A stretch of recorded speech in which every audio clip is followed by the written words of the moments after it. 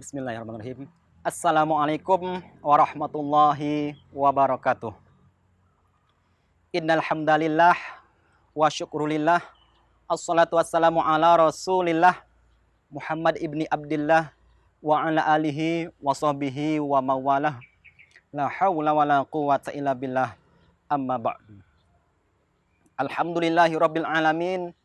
Wassalatu wassalamu ala sayyidina Muhammad wa ala ali sayyidina Muhammad.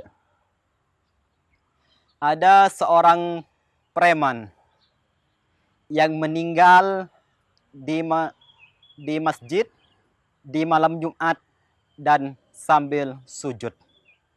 Masya Allah, ini preman luar biasa.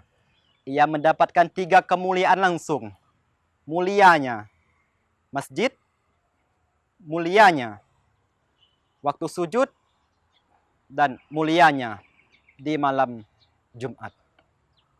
Semua orang memuji akan preman tersebut. Apa amalan preman tersebut sehingga ia mendapatkan 3 kemuliaan? Namun sayangnya pemirsa, preman tersebut memang meninggal di malam Jumat, memang meninggal di masjid, dan memang meninggal di waktu sujud. Kenapa disayangkan? Ternyata preman tersebut berniat untuk mencuri lampu hiasan masjid sehingga ia kesentrum dan jatuh. Dan kebetulan jatuhnya dalam keadaan sujud. Kalau kita mengatakan apakah husnul khotimah atau su'ul khotimah? Tentu matinya mati dalam keadaan su'ul khotimah. Ada juga seorang ketua masjid, seorang ustadz, ia meninggal di dalam diskotik. Begitu kabar itu terdengar oleh masyarakat, semua orang mencemoohnya. Masa iya ketua masjid yang katanya, masa iya ustadz yang katanya, kok bisa meninggal dalam diskotik? Ternyata cerita tersebut belum selesai.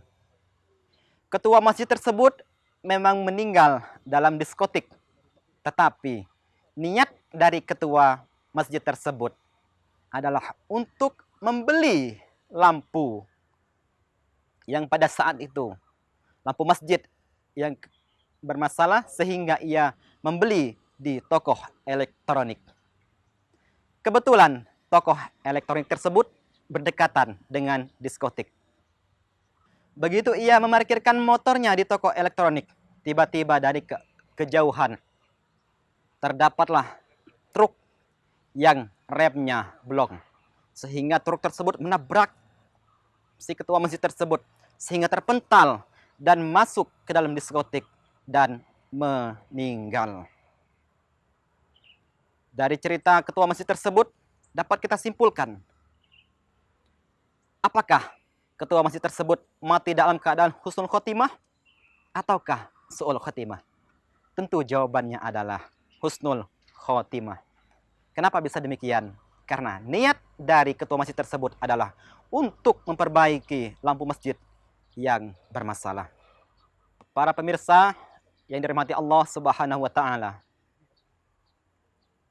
cerita tersebut kita dapatkan tatkala kita menjadi seorang santri dulunya, dan guru kita menceritakan kisah tersebut.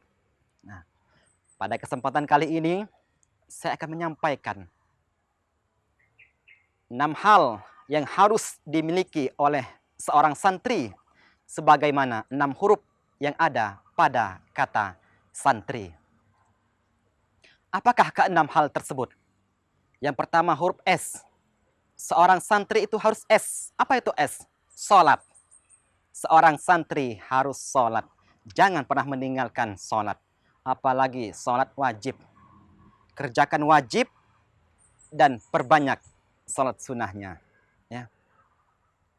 Usahakan seorang santri jangan sampai meninggalkan sholat. Yang kedua, seorang santri itu harus memiliki A. Apa itu A? Yaitu adab. seorang santri harus beradab, baik terhadap orang tuanya, baik terhadap gurunya.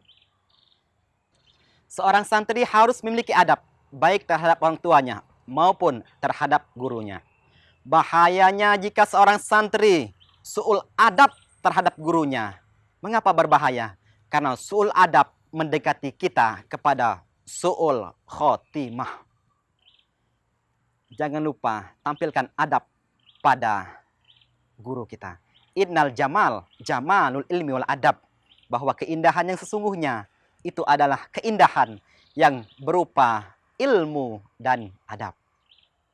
Yang ketiga, yang harus dimiliki oleh seorang santri adalah huruf N. Apa itu N? Nurut. Seorang santri harus nurut. Apapun perintah dari seorang gurunya, selagi perintah itu baik, maka kerjakan.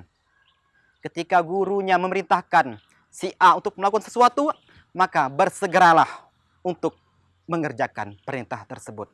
Dengan catatan, selagi perintah itu baik dan tidak bertentangan dengan ajaran kita. Kemudian yang keempat, seorang santri itu harus memiliki huruf T. Apa itu T? Ya, seorang santri harus bertakwa. Ya, takwa. Apa itu takwa? Yaitu mengerjakan apa-apa yang diperintah oleh Allah dan mengerjakan dan meninggalkan apa-apa yang dilarang oleh Allah. Kalau kita tarik ke dalam dunia pendidikan, mengerjakan apa-apa yang diperintahkan oleh guru kita dan meninggalkan apa-apa yang dilarang oleh guru kita.